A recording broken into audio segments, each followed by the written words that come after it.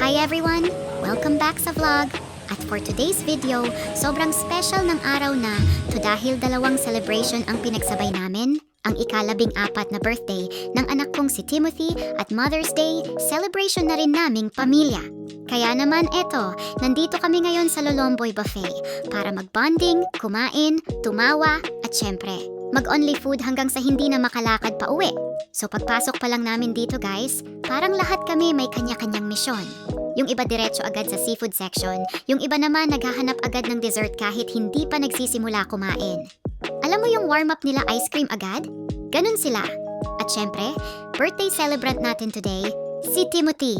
Happy ika-14 na birthday anak. Parang kailan lang baby ka pa, tapos ngayon mas matangkad ka na sa akin at mas malakas pang kumain. Actually guys, hindi ko alam kung birthday ba niya or eating contest kasi unang ikot pa lang namin ng buffet. Parang pang third round na yung plato niya. Sabi ko nga, anak, birthday mo lang, hindi mo kailangan ubusin buong restaurant? Pero honestly, nakakatuwang makita na sobrang saya niya today. Yun naman talaga importante, di ba?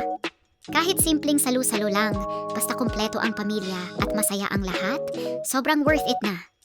So tara guys, samahan nyo kami mag-food trip today. Tingnan natin kung sino ang unang susuko sa dami ng pagkain dito. Pwede kang maglagay dito ng clips ng food at paligid. Grabe guys, ang daming choices dito. Merong grilled foods, fried foods, desserts, fruits, seafood, at kung ano-ano pa. Yung totoo, hindi mo alam kung saan ka magsisimula kasi lahat mukhang masarap. At eto na nga, classic family buffet moments. Yung isa kukuha lang daw ng konti pero pagbalik sa table parang nagpapakain ng barangay sa dami ng dala. May isa pa kaming kasama dito na sabi, diet ako. After 5 minutes, may cake, pasta, barbecue, fries, at ice cream sa plato. Ate ko, anong klaseng diet yan? At syempre, hindi mawawala ang bonding at kulitan habang kumakain. Yung tipong habang nagsasalita ka, may biglang kukuha ng fries mo nang walang paalam. Tapos sasabihin pa, tikim lang. Bakit kalahati na wala?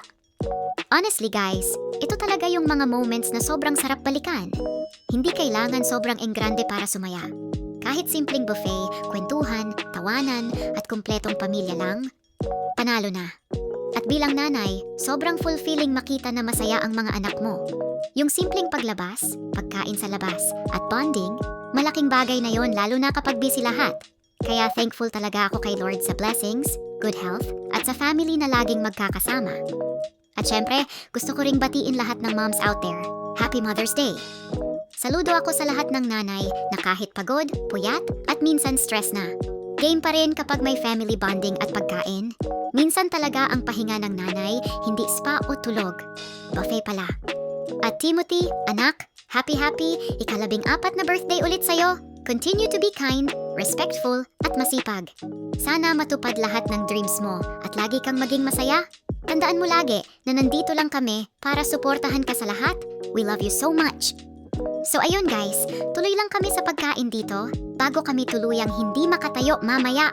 If nag-enjoy kayo sa vlog na to, don't forget to like, comment, and subscribe. Comment nyo rin kung anong favorite nyong kainin kapag buffet kasi baka next time yun naman ang hahanapin namin. Thank you so much for watching and see you sa next vlog. Bye!